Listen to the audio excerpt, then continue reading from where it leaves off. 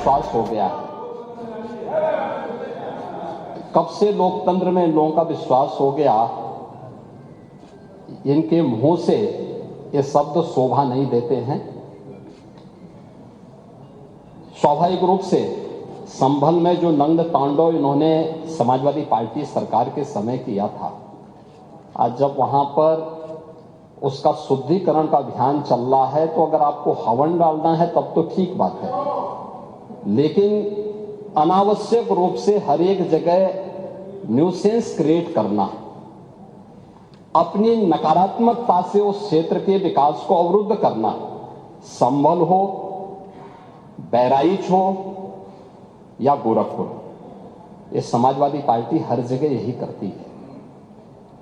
गोरखपुर के विरासत गलियारे के बारे में पंडित जी आप इतने वरिष्ठ हैं,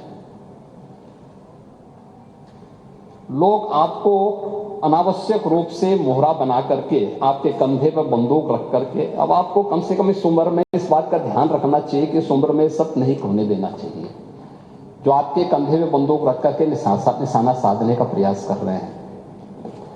आपके 3 दिन पहले मैं स्वयं उस विरासत गलियारे का दौरा किया था, मालूम है ना।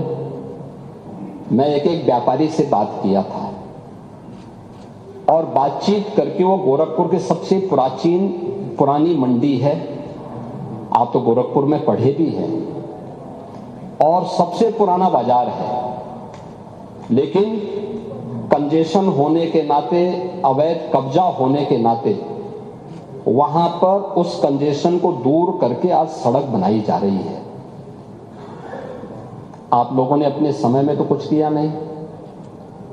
वहां के मासूम बच्चे दम तोड़ते थे बीमारी से, इंसेफ्लाइटिस से 700 से लेकर 1500 बच्चों की प्रतिवर्ष मौत होती थी। आपकी विधानसभा के भी और सिद्धार्थनगर जनपद के भी सैकड़ों बच्चे मरते थे। कभी आप लोग कुछ नहीं किए, विकास के लिए आप लोग कुछ नहीं किए। अपने समय में विकास का आपका कोई एजेंडा नहीं था। और अगर भारतीय जनता पार्टी की सरकार, एनडीए की सरकार विकास कराना चाहती है तो आपको इसमें भी बुरा लगता है।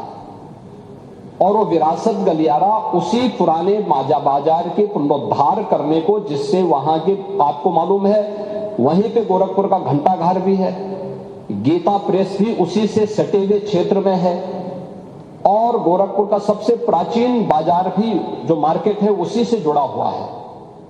उस मार्ग को बनाने के लिए और एक एक व्यक्ति, एक एक व्यापारी को कंपनसेशन देने के बाद 3 दिन पहले मैंने स्वयं उस क्षेत्र का दौरा करने की बात की थी।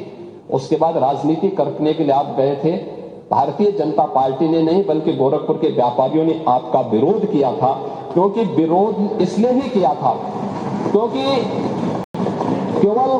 केवल वहीं का व्यापारी नहीं, प्रदेश भर के व्यापारी में समाजवादी पार्टी के चारों सरकारों के समय में जो भय और दहशत था, जो उनसे गुंडा टैक्स वसूली किया जाता था, उसके कारण व्यापारियों में आपके प्रति जो आक्रोश है, बार बार उसका खामियाजा समाजवादी पार्टी को भुगतना पड़ा था। और व्यापारी इसी बात को लेकर आशंकित थे कि उनके विकास के लिए कोई कार्य हो रहा है, उसमें फिर विघ्न बाधा पैदा करने के लिए आप गए होंगे। और व्यापारियों ने इस चीज का विरोध किया था कि भाई आप वहां बिना बुलाए मेहमान आकर के टपक पड़े हैं, विघ्न बाधा पैदा कर रहे हैं, ये नहीं होना चाहिए। अरे वो तो आपका सम्मान किया व्यापारियों ने।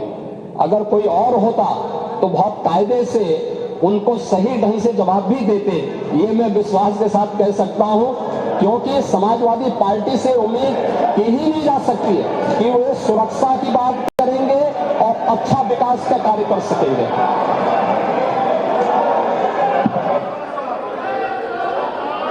अब हो गया समाधान? हो गया नहीं हुआ?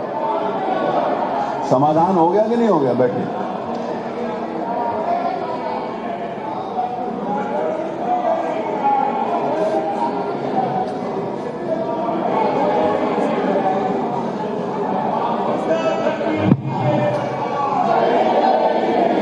चलिए प्रश्नकाल होने दीजिए। चलिए अपने स्थान के ऊपर बैठिए। माननीय अध्यक्ष जी, प्रश्नकाल होने दीजिए। बहुत सारे इंपॉर्टेंट इशू हैं जो आप उठाना चाहते हैं आज।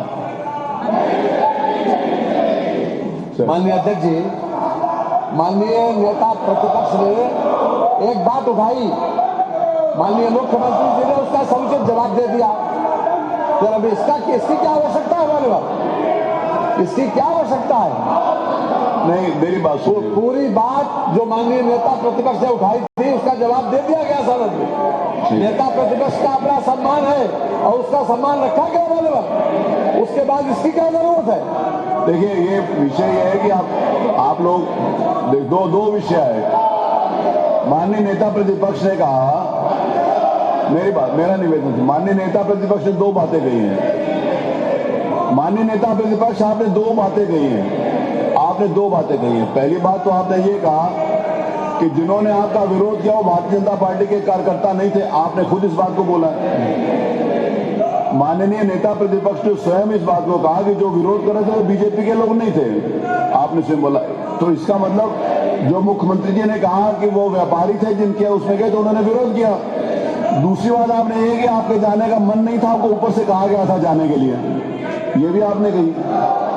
तो दोनों विषय जब आपसे संबंधित नहीं है, मेरा आपसे निवेदन है कि आप चलो अब आगे।